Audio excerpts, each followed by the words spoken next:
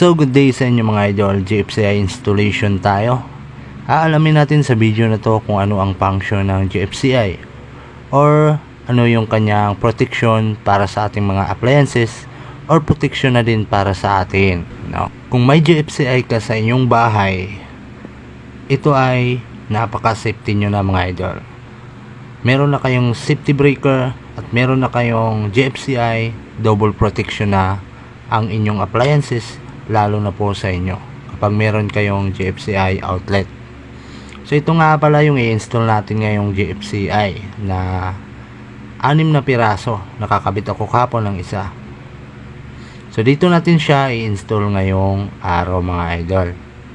Ayan, sa nakabang nating mga utility box. Common namin ginagamit si GFCI or ini-installan is yung mga appliances na katulad ng ref, rinse at saka water heater.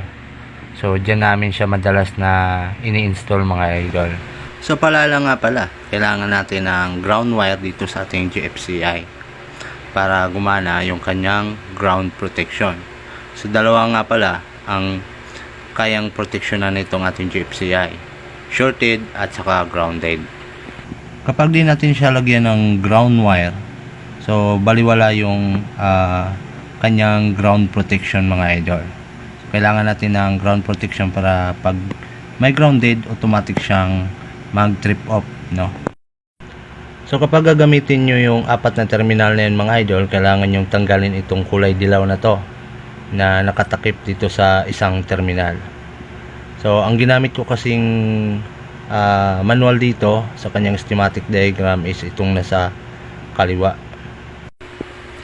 So hindi ko na nga pala pinakita sa inyo mga idol kung paano ko siya itinap or pinakita yung kanyang wiring connection dito sa loob ng ating GFCI.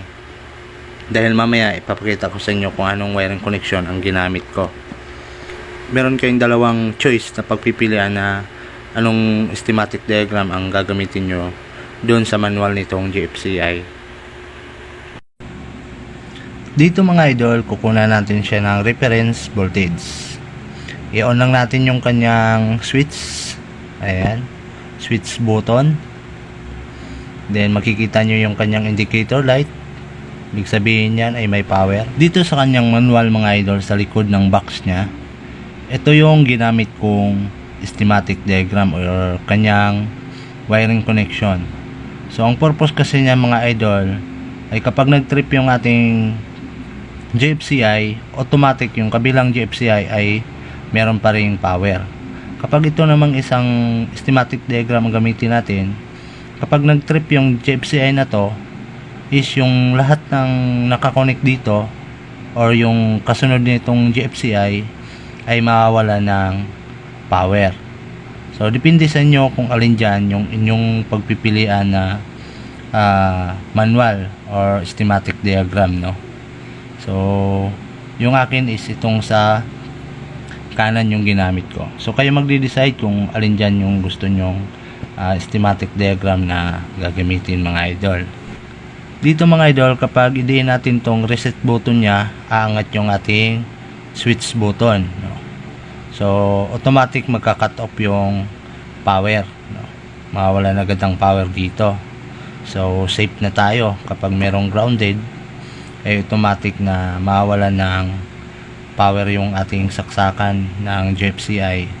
So double protection siya. Kapag nakaka-detect siya ng grounded, ay automatic siyang magti-trip yung kanyang reset button. Ito.